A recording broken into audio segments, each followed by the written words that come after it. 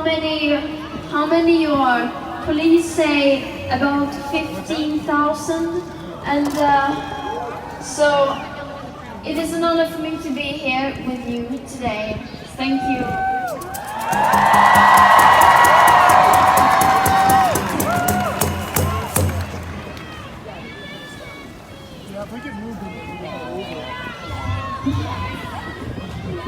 I would like to begin by acknowledging that we are fortunate to be able to gather on the unceded territory of the Coast Salish people, particularly the unceded traditional territory of the Musqueam, Squamish and Tsleil-Waututh nations.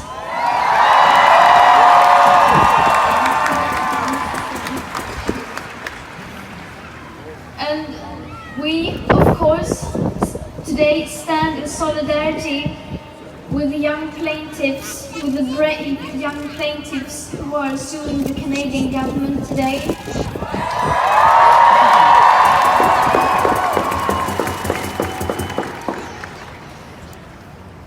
And it is always so hopeful to see this every Friday. This is a movement with millions upon millions of people telling world leaders to act on the science and demanding a safe future for us and for everyone. And together we will make a change.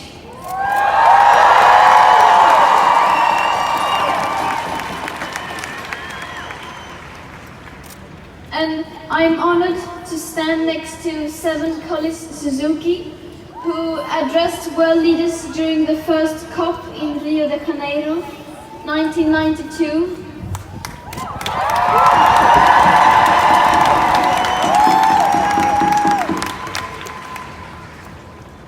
27 years ago, at the age of 12, she said, quote, "At school, even in kindergarten, you teach us how to behave in the world.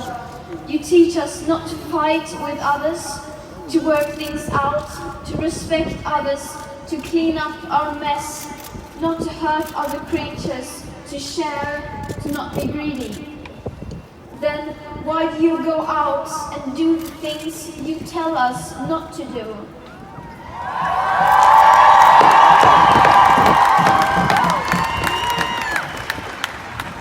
Also, I am fighting for my future. Losing my future is not like losing an election or a few points on the stock market.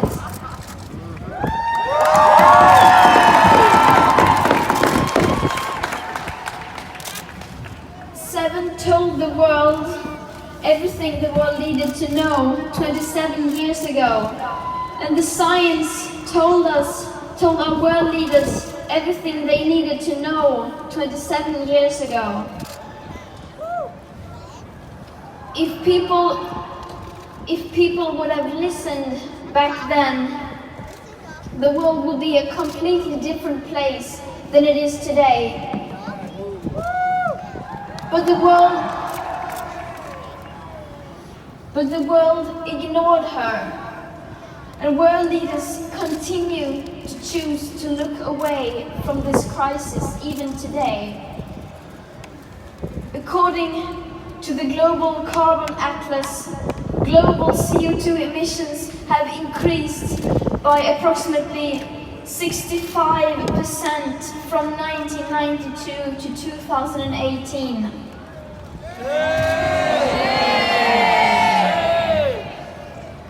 Around 50% of all CO2 emitted since 1751 have been emitted since 1992.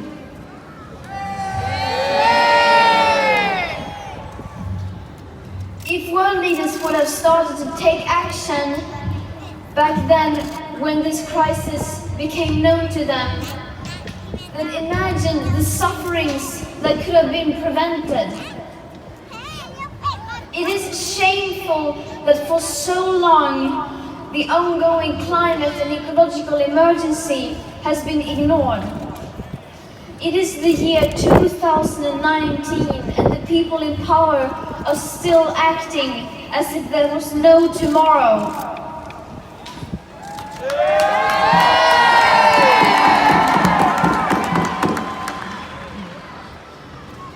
And we young people are telling them to stop doing that, to stop ignoring the consequences of their actions and inactions, to stop leaving their mess for someone else to clean up, because we do not want to do it for them.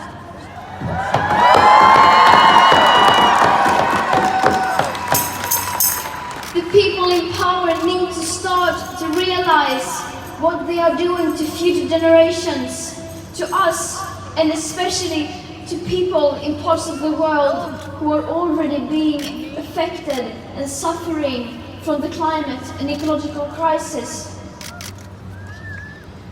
If the adults really loved us, they would at least do everything they possibly could to make sure that we had a safe future, a future to look forward to.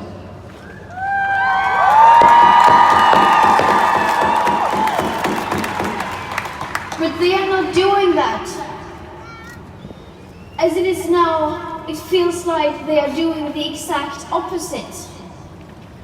That they are desperately trying to change the subject every time the climate crisis comes up.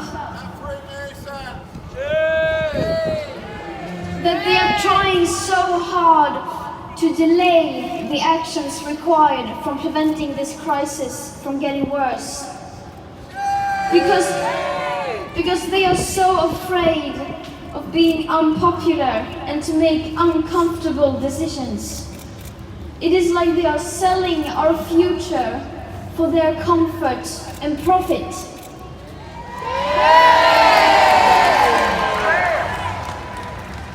And yet they have the nerve to look us in the eyes and tell us that they are doing enough. Well, whatever they are doing it wrong.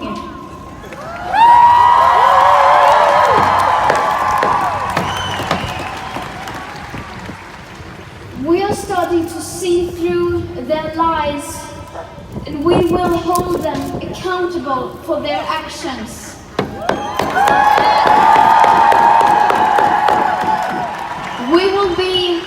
We will be a constant reminder that they are failing.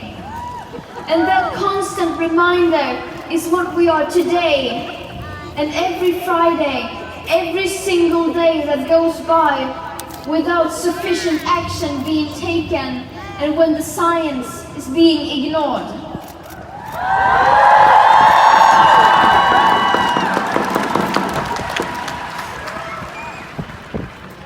Because we are not just some kids skipping school or some adults who are not going to work.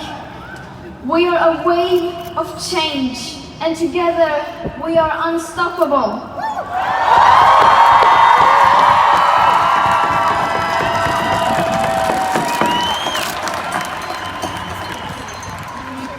We will rise to the challenge, hold those responsible for this crisis accountable,